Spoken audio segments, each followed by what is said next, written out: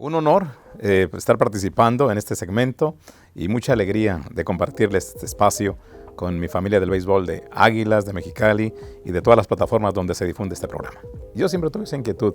Yo participaba en concursos de oratoria, en representación de la escuela, primero de mi grupo, luego a nivel zona escolar, concursos también, arte dramático, que eso nunca lo seguí, pero era parte del desenvolvimiento del área de educación artística, que existía ese segmento, esa asignatura en la escuela también, en donde hacíamos obras de teatro, comedias. Era una época muy bonita de formación en lo que venía siendo dejar la infancia para entrar a la adolescencia y otro mundo, y poco a poco ir madurando en el camino que uno se iba a encaminar exactamente. Y en mi caso, pues era el interés por los medios de comunicación y de querer estar ahí en las asambleas, el de participar en las directivas de alumnos. Esos eran los finales de los 70s y yo ya empezaba también con la inquietud de irme a ventanear a las cabinas de radio, a los canales de televisión en Tijuana, donde yo nací, para conocer al talento que yo conocía, veía y escuchaba todos los días en mi casa, en la formación, como un radioescucha, como un televidente. Me llamó todo eso la atención de los medios en una época que es otro mundo, era totalmente otra ciudad, y esa parte fue lo que yo creo que me impulsó para decidirme a hacerlo, que yo podía hacerlo si lo intentaba y me preparaba, y lógicamente por los cauces correctos en todo ese camino que iba a seguir yo. Pero dentro de todo, en mi casa la influencia del deporte por mis hermanos, el béisbol.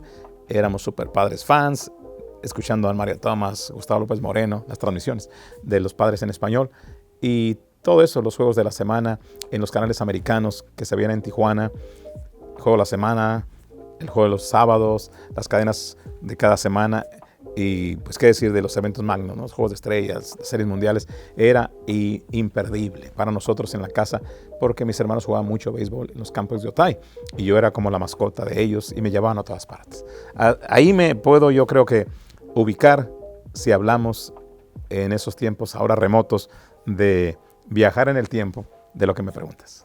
Me involucré yendo a través del sindicato El Estir de Tijuana, que siempre le agradezco el apoyo, la oportunidad, el inicio, porque yo estaba todavía en la escuela y pedí que me mandaran a hacer suplencias de operador, de consola, que no podía hablar porque en esa época era exigente el salir al aire.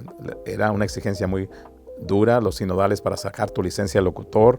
Fui a la Ciudad de México a examinarme, cultura en general, y sinodales muy estrictos en varias áreas, la Ley Federal de Radio y Televisión, extranjerismos, hacer el examen en la escala de 100, sacar el 60% de aciertos para ser aprobado, y en la improvisación, transmitir controles remotos sin tener nada frente a ti. Todo era en tu imaginación, en tu creatividad, en tu improvisación. Control remoto, una entrevista con un artista, con un deportista, con un político. Todas esas cosas a mí me cultivaron, me formaron para querer empezar a hacerlo bien desde el inicio. Entonces me preparé, pero inspirado en lo que yo veía de chamaco, la radio, la televisión que escuchaba y veía con los personajes de esa época. Estoy hablando del talento local y algunos de San Diego que yo seguí mucho y que poco a poco formaron en mí, pues no mi estilo, sino realmente la inspiración para que yo definiera mi estilo en base a lo que yo veía en ellos. Y así fue mis primeros días en radio. Me iba yo en las tardes, cuando salía de la escuela, a asomarme a las cabinas y me quedaba horas ahí viendo, tocar el tornamesa con los discos de vinilo de esa época, escuchando los programas que yo escuchaba de más niño, porque había programas de complacencias, había programas de noticias, había tribunas en la mañana, los noticieros.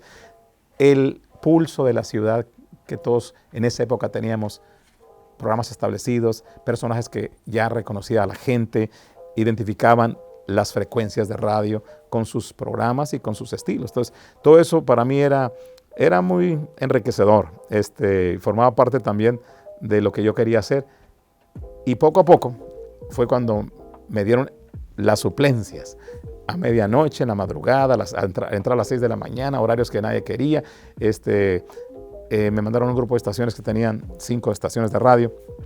Entonces me tocó todos los turnos, todos los programas, y poco a poco me fui madurando en los programas musicales, en los noticieros, en programas sobre todo de controles remotos. Y yo hice mucho énfasis en que me mandaran, si era posible, a las estaciones que tuvieran transmisiones deportivas. Y ahí empecé con mis maestros Juan Manuel Martínez, Gilberto Delgado Lizárraga. Gilberto acaba de fallecer. Y Juan Manuel, pues un mentor que tuve en mis inicios, porque él fue el que me enseñó desde escribir el box score, el béisbol en un libro, llevar el apunte del juego, así como locutor comercial en boxeo, en toros, en todo tipo de eventos deportivos, competencias atléticas, maratones, por ejemplo, nos tocó hacer estatales, yo venía a Mexicali de chamaco también. Ese tipo de escuela para mí fue muy enriquecedor y realmente fueron mi escuela. Lo que aprendí en la radio me dio las herramientas para poder desarrollarme en varios campos y que todavía no lo hago bien. Estoy consciente, me sigo preparando, pero lo sigo disfrutando mucho y trato de hacerlo mejor cada vez y de equivocarme menos, porque me gusta a mí el consejo que me dieron mis maestros, dignificar la profesión del comunicador en radio y televisión, que es lo de hoy, que ahora hay que agregar lo digital, obviamente. Mi primer contacto con la pelota profesional fue trabajando con los Potros de Invierno, cuando el equipo de Tijuana era la directiva que encabezaba don Arcadio Valenzuela, que era el dueño del equipo, recientemente fallecido y elevado a la inmortalidad del Salón de la Fama del Béisbol Mexicano. Un ejecutivo de mucho éxito banquero, tuvo equipo de básquetbol en Tijuana, en un circuito de básquetbol también, se llamaba igual el equipo, utilizaban los colores de los Astros de Houston multicolores, a rayas naranja, amarillo, azul marino. Bueno, de esa época, en principios de los 80s. En el año 82 yo empecé haciendo el trabajo en el sonido local, anunciando a los bateadores, presentando cada turno y me daban participación poco a poco estos maestros que mencioné, Juan Manuel Martínez, Gilberto Delgado Lizárraga, para que yo participara poco. Estaba yo muy verde, estaba yo muy inmaduro y lógicamente me hacía muchísimo falta el roce de conocimiento a través de la experiencia que se adquiere, el poder tener el conocimiento para presentarte en un micrófono. Y era muy joven además, pero me permitieron a mí estar ahí con ellos, acompañarles, irme todos los días en la unidad móvil de la radio, de la cabina, del estudio de radio al estadio. Para mí era toda una aventura, porque estar con ellos, con los veteranos que yo escuché de chamaco y que me consideraran parte del equipo de transmisión, ellos me consiguieron el trabajo del sonido local porque hablaron con la gerencia del equipo de los Potros, Marco Antonio Rodríguez, el Quilochas, un ejecutivo de Ciudad Obregón, también era banquero, después incursionó en el béisbol con todo su bagaje de béisbol en la historia por su hermano Gallito Rodríguez, historiador de la Liga del Pacífico, guaymenses, los Rodríguez. Entonces me dieron la oportunidad de estar en el sonido local, presentar bateadores, las amenidades, y poco a poco me fui relacionando para conocer ese mundo del béisbol de la Liga Mexicana del Pacífico. Esa fue mi primera experiencia. Cuando empiezo a narrar es cuando empieza la Norte de Sonora, con los Metros de Tijuana, después convertidos, bueno, primero eran los Yankees de Tijuana, después se convirtieron en los Metros de Tijuana y como Metros quedaron campeones de la Liga Norte de Sonora, cuando jugaban San Luis, Ensenada, los Delfines, los Mineros de Cananea, los Tiburones de Puerto Peñasco, los Vaqueros de Agua Prieta, de los que me acuerdo, franquicias de esa época. Y entonces para mí también una escuela muy valiosa. Pero para mí parte de la meta trazada de buscar una oportunidad de llegar a las grandes ligas o soñar siquiera, porque en esa época debo reconocer que yo nunca lo vi fácil. Era remota la posibilidad de que yo llegara a las grandes ligas y que tenía que tener mucho tiempo porque había muy pocas transmisiones en español en las grandes ligas. Eran en ese entonces, cuando yo empecé, eran 26 equipos de grandes ligas, ahora son 30, me han tocado 2 expansiones, la del 93 y la del 98, ya profesionalmente trabajando. Entonces había muy pocas transmisiones, era otro mercado también latino en Estados Unidos, era otra economía, era otra sociedad en Estados Unidos, había una demografía muy, muy reducida para tener estaciones de radio o de televisión en español en los mercados grandes de Estados Unidos. Entonces yo recuerdo siempre como referencia que cuando empecé yo, de los 26 equipos, nada más como 5 o 6 tenían transmisiones en español. Y de alguna forma, en un formato, fines de semana, juegos de día, juegos de casa solamente, transmitían, muy pocos transmitían todo el calendario completo. Entonces para mí era como ver a la luna, bien lejos y pocas posibilidades. Mientras voy a hacer mi carrera en el béisbol mexicano preparándome y me tracé como meta conocer lo más posible que pudiera yo el béisbol mexicano en su estructura, historia, sus personajes, sus récords más importantes. Entonces busqué yo una oportunidad de ir a la Liga Mexicana de Verano. Y me sucedió cuando yo viajaba precisamente con Tijuana en una gira por Mazatlán. Estaba don Memo Garibay de visita en el palco scouteando para su equipo Algodoneros de Unión Laguna en Torreón. En paz descanse, el gran catcher y manager del béisbol mexicano, don Memo Garibay. Le decían efectivamente la milanesa Garibay, de Torreón, lagunero. Entonces él me decía, cuando se acabó el juego Tijuana en Mazatlán, me dijo, oiga, lo estuve escuchando. Y yo ni cuenta me di, él estaba parado atrás de mí. En esa época los cronistas viajeros solo transmitíamos los innings del medio, 3 entradas. Y era para enriquecer la transmisión porque uno conocía al equipo propio que visitaba la ciudad. Entonces los cronistas locales transmitían los primeros y los últimos innings. Y los innings del medio, cuarta, quinta y sexta, la narraba el cronista visitante. Y era una forma de combinarse, complementarse y hacer más entretenida la transmisión. Radio. En esa época, muy poca probabilidad de tener televisión. Y me dijo, estoy buscando un cronista viajero, y lo escuché. Resulta que él estuvo parado atrás de mí mientras yo narraba esos 3 innings y me ofreció el trabajo en Torreón y pues me volví loco de emoción. Le dije, pues déjeme ver en mi casa, en mi trabajo. Tanto que no me dieron permiso de salir de mi plaza. Yo era locutor ya siendo toda una base en la radio comercial de Tijuana. No me permitieron salir por el permiso de los 5 meses que dura la Liga Mexicana en ese entonces, y tuve que renunciar a mi plaza. Pero estaba yo decidido y convencido de que ese era mi camino y que yo, dedicándome 100% al béisbol mexicano, iba a poder hacer carrera. Me fui a Torreón y regreso en agosto del 86, y es cuando me busca la radio en español de los Padres. Estaban ellos buscando un cronista viajero de gira, y ahí se me dio la gran oportunidad que desde entonces he tenido. Vamos a decir, ellos supieron que yo me fui a Torreón, que yo estaba de viaje. Entonces dijeron, bueno, estamos buscando que en gira narren Gustavo López Moreno y don Mario Tomás, los de casa, y 2 jóvenes, el hijo del gerente, Gustavo López Estrada, y yo, que fuéramos los juegos de las giras. Entonces hicimos esos 2 equipos de transmisión, y para mí fue el inicio de algo que continúa, gracias a Dios. Bueno, don Mario Tomás, my friend, así decía él, es algo muy importante porque fue mi ídolo en las transmisiones radiales, yo creciendo con mis hermanos, escuchando la radio de los Padres, jocoso, el estilo que te conectaba al juego de pelota, que como decimos en la expresión popular, te sabe el juego de béisbol cuando escuchas su voz y su estilo en esa época, ¿no? Don Mario, pues aparte de que para mí era el mejor narrando béisbol de lo que hacían en español en Grandes Ligas, y conocerlo, y de 2 generaciones muy diferentes él y yo, pero cuando tuve ya la oportunidad de trabajar y hacíamos equipo, seguíamos 2 en casa y 2 en gira diferentes, pero después vinieron cambios en la estructura. Cuando yo regreso de San Francisco, un año que estuve en los Gigantes, al regresar, a partir de entonces tuve la oportunidad de tratar más en lo personal, en cercanía, convivir, compartir el micrófono. Mis primeros 11 años con los Padres fueron los últimos 11 años de carrera de don Mario. Fue para mí muy especial, porque pues imagínate trabajar con tu ídolo y que tengas la oportunidad de conocerle más allá de la cabina, más allá del micrófono, porque compartimos giras, comíamos en las tardes en el Qualcomm, los juegos de casa, llegamos al estadio para convivir, compartir, y en la transmisión pues yo me sentía que estaba haciendo yo por mi propia escuela, estaba yo aprendiendo de él, y él siguió lo de siempre, un estilo establecido, ya un consagrado el micrófono. Entonces para mí fue muy especial, y siempre va a estar lógicamente en mi vida, en mi carrera profesional, porque don Mario Tomás era la institución de los Padres con don Gustavo López Moreno, que formaron un binomio extraordinario, de los mejores de la época cuando yo crecía.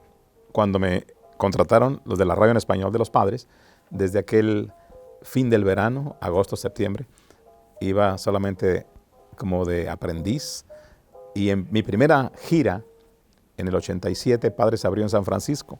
Ese fue mi primer juego transmitiendo, ya oficialmente contratado y a cargo de los innings que me correspondían y los programas previos y posteriores del juego que me habían tocado a mí. Cada día los alternamos. Entonces, Para mí ese es un día inolvidable. Ganaron los Gigantes, fue un juego pues que me sentía flotar todavía y con ese nervio, pero que no es de nervio de sentirte mal, sino de la adrenalina que te fluye, de que estás, que no lo puedes creer y que estás en las grandes ligas. De repente yo de niño veía en la televisión y escuchaba a don Jaime Jarrín narrar los Dyers en una radio que permanentemente tenían su señal en Tijuana también, con una planta transmisora en Rosarito, se escuchaba por toda la costa del Pacífico. Y uno de los jugadores que más admiraba yo, fuera de los Padres, de Dave Winfield, que era el ídolo con el que yo crecí, pues era Steve Garvey, por su consistencia, la caballerosidad, la personalidad que tenía en el terreno, siempre con una línea, un porte en el terreno de estrella, ¿no? Y que él estaba con los Padres.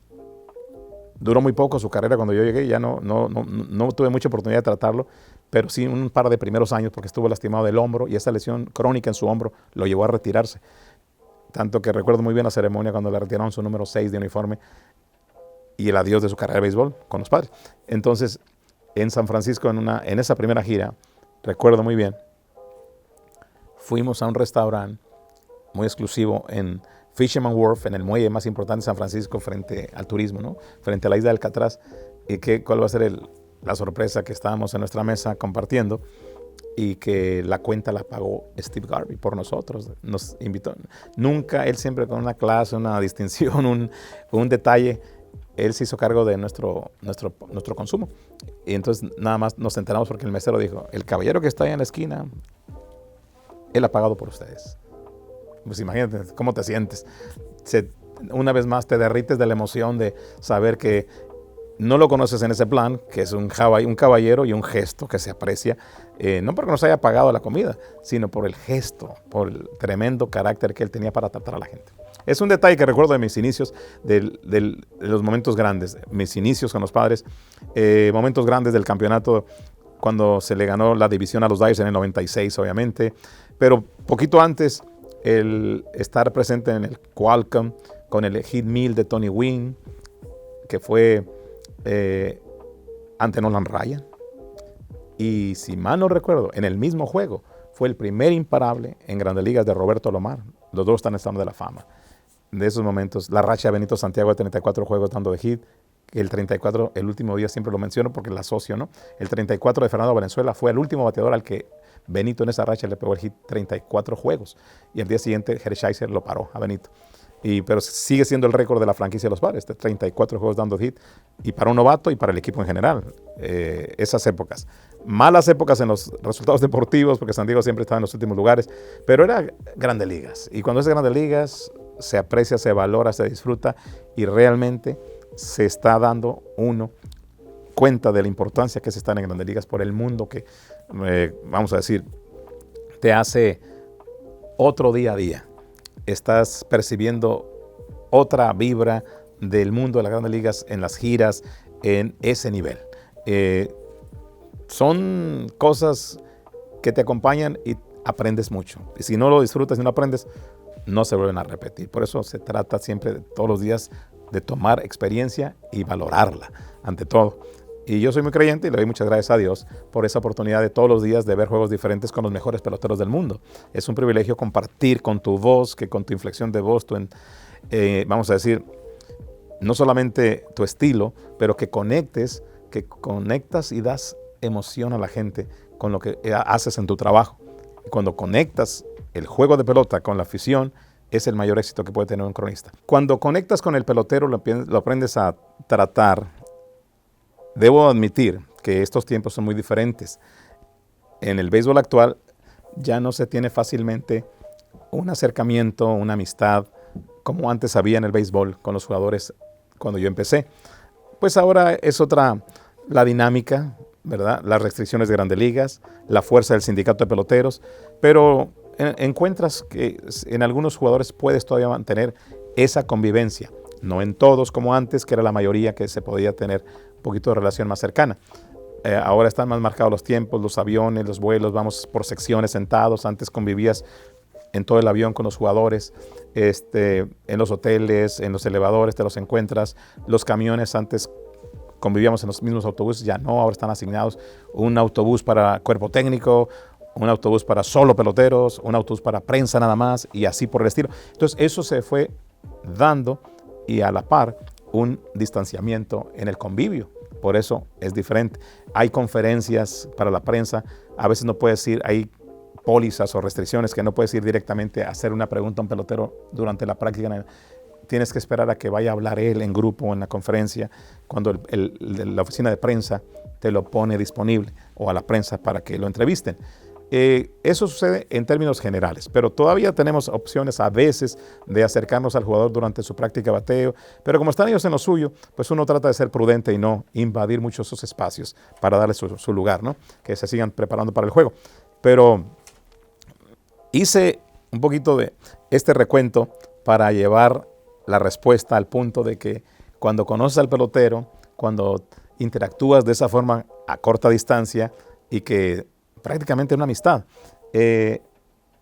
crece ese respeto, esa admiración por el jugador, pero al mismo tiempo también te inspira. En mi caso, yo nunca lo hago ni lo he hecho con el interés de ofender a nadie.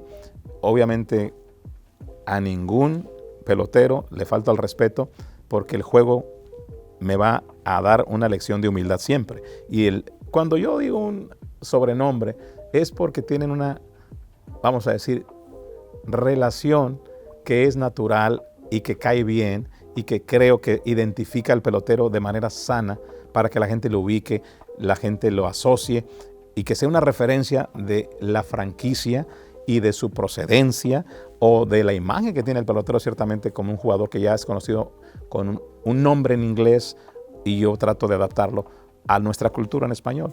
Pero esa parte, pues el campeón por obviedad, por los 8 títulos de bateo, que es el que más en la Liga Nacional. Dejó atrás a Stan Musial y le empató solamente con Honus Wagner, con los 8 campeonatos de bateo. El Titán, porque la escuela donde él estudió en Chula Vista, de donde lo draftearon los Marlins, primer draft nacional, el gran Adrián González, que yo fui siempre fan de él como pelotero y a su familia la conozco obviamente en nuestros aprecios, nuestros afectos, los González. Estoy hablando de que en una jugada improvisé algo. Él hizo ganar a los Padres en los últimos innings, el juego iba perdiendo San Diego, él hace en una jugada clave que tome la ventaja y va a ser el batazo ganador. Pues me llegó, yo me acordé que había leído un evento de su escuela y en East Lake, en Chula Vista, los nombres del equipo deportivo de esa escuela, de esa preparatoria, son los Titanes, the Titans. Entonces, y yo sabía que él había salido con honores de esa escuela en béisbol y todo eso. Y pues yo nomás dije, no, es el Titán, ¿verdad? Creo que dije de East Lake en ese momento para darle identidad a la escuela y a la comunidad de Chula Vista. Pero se fue quedando, vi que la prensa empezó a tomar esa frase en las crónicas del día siguiente, en los periódicos y en español obviamente. Y ya los periodistas americanos de San Diego, cuando se refieren a Adrián, me dicen, The Titan, ¿verdad? Porque ellos saben que yo le puse ese apodo.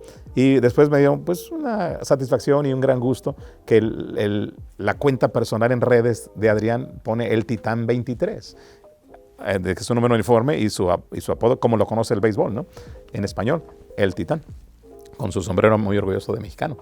Entonces, en el caso de Trevor de la Suerte, pues es que con él los Padres ganan siempre. Entonces, tener esa experiencia de tu amuleto de la suerte y su nombre en una variante de la palabra, es un juego de palabras que fonéticamente se semeja un poquito de Trevor y Trébol, de las 4 hojas de la suerte. Entonces tiene para mí esa definición y esa explicación. Y le empecé a llamar así conforme iban aumentando los números de juegos salvados.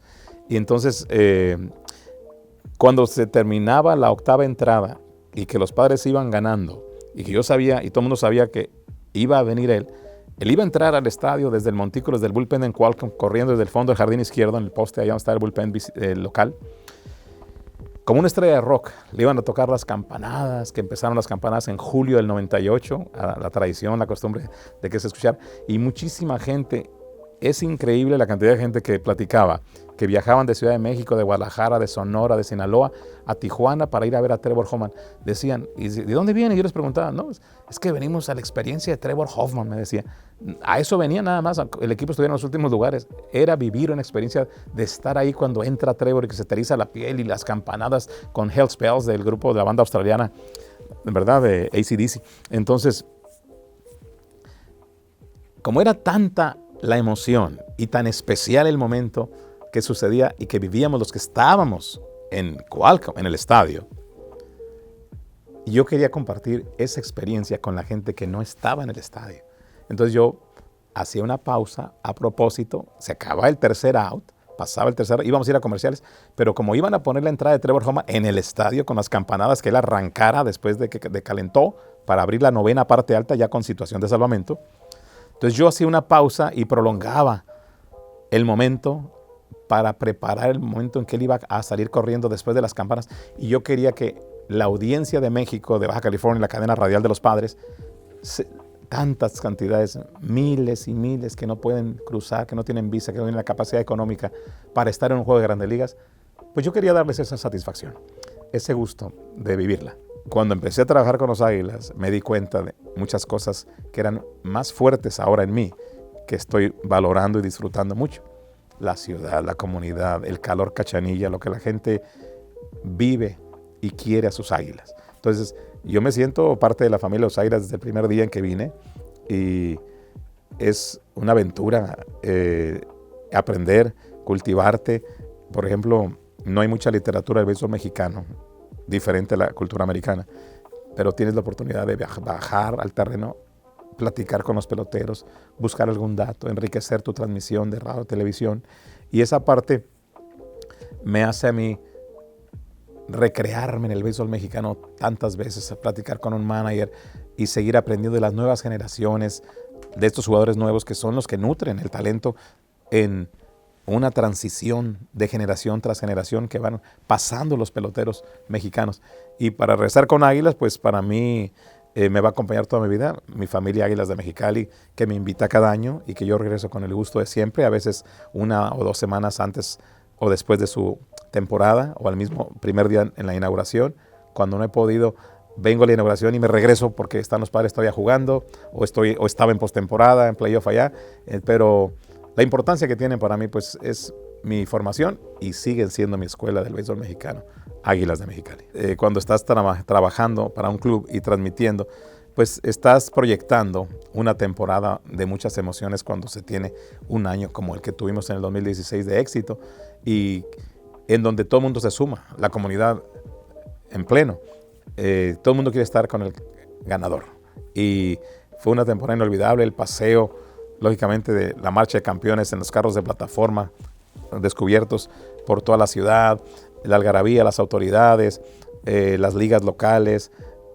Águilas fue el orgullo de toda la comunidad, lo que le dio identidad a Mexicali en ese ciclo de tener un equipo campeón y que pues tuvo que esperar un buen rato y que estamos todos ya con la experiencia vivida, pues deseosos de que tengamos un equipo competitivo cada año para volverlo a disfrutar, llegar a la final. Es un camino bien interesante, porque el béisbol te lleva, te sube, te eleva a las nubes y de repente te pega un azotón y te deja caer cuando se pierden esos grandes juegos, porque te creas expectativas en tus emociones, en tu corazón vive la pasión por el juego. Y aunque dices, reconozco, se gana, se pierde. Sí, claro, pero todos queremos ganar siempre. Es natural, por eso es el 2016. Sí, es sin duda el highlight, la parte más rica en satisfacción deportiva y en las transmisiones. Estábamos haciendo solamente radio en esa temporada, pero era todos los días el equipo competitivo, todos los días compartir el juego con la audiencia. Sacrificios, pues sí, todo lo implica cuando estás en un calendario tan demandante como es el béisbol, que son giras, que son ausencias de estar fuera de la ciudad, fuera de tu casa, fuera de tu familia, lejos de los amigos, y a veces se nos olvida que hay algo muy importante atrás del micrófono, atrás de esto que hacemos, pues que es la familia, ¿no? La familia es lo que más importancia tiene siempre en el pelotero, en el directivo, en los umpires, en los periodistas. Venimos a trabajar al estadio porque es una profesión, pero también estamos cumpliendo con esta responsabilidad, dejando cosas atrás de nosotros. En cada vida hay una historia. Entonces, en mi caso de tantos años viajando, yo creo que ha sido eso, las giras tan absorbentes, el calendario tan demandante, tan agobiante, las desveladas, cambios de horario en las ciudades, en los viajes que hacemos, llegar de madrugada, dormir poco, jugar ese día el equipo y tener que estar en el estadio. Claro, en las grandes ligas tiene un atenuante por las comodidades de primer mundo, de la logística de viaje, aviones privados, vuelos privados, todo eso, los mejores hoteles del mundo, pero no deja de ser el desgaste que uno vive con tantos años y el sacrificio de dejar, te pierdes eventos, en mi caso mis hermanos, dejar a la familia, en ciertos reuniones de aniversarios, ves crecer a los sobrinos y no participas de los eventos familiares que quisiera estar ahí, pero es en el momento en que te das cuenta de lo que ha sucedido. Pero cuando estás en lo tuyo, que es la vida nuestra en el béisbol, pues te das cuenta de qué es lo que escogiste, qué es lo que quieres hacer.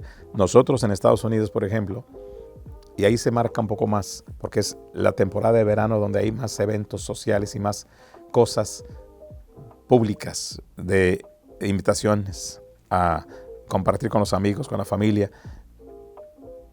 Me refiero a que los días festivos, el béisbol presenta juegos, porque son los mejores días de taquilla. Siempre va a haber béisbol, el 4 de julio, el Día del Trabajo, en los holidays, los días feriados.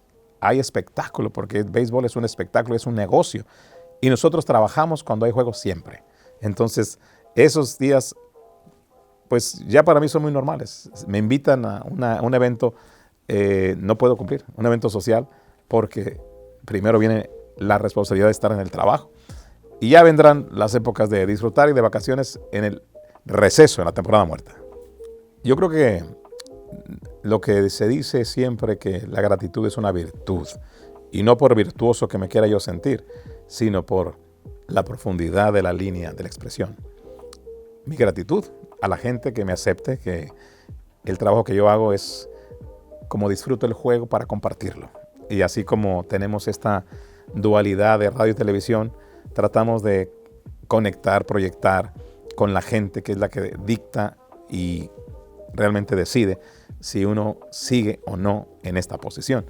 Yo le doy las gracias a la gente que acepte mi trabajo y que me identifique, que la voz de los Padres, con Lalo Mesa, con un servidor, las voces de los Águilas, y así tenemos este ciclo de béisbol cada año, pero no hay como que pagarle a los aficionados el que te quieran, que te acepten como cronista, como la voz de su equipo, y más allá del equipo que uno identifica como un referente de buena crónica deportiva, de una presencia importante, y yo siempre me sentiré orgulloso de representar al béisbol mexicano y la crónica del béisbol de Águilas, en el béisbol del Pacífico, de los Padres en Grandes Ligas y en todo el mundo de la pelota.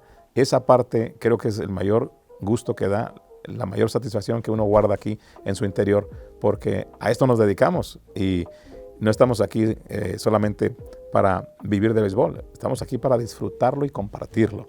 Somos promotores del béisbol, los cronistas, y yo tengo muchísimas amistades y colegas que gracias a esta profesión cuento con ellos y con las amistades y gente importante que he tenido la fortuna de cultivar sus amistades a lo largo de mi camino, y no lo hubiera hecho si no hubiera estado en el béisbol. Así que muchas gracias a todos ustedes. Okay. ¿Quedó? Quedó. Wow. Ya me guardé otra ya. ¿Cómo quedó? ¿Te gustó tu show? Sí.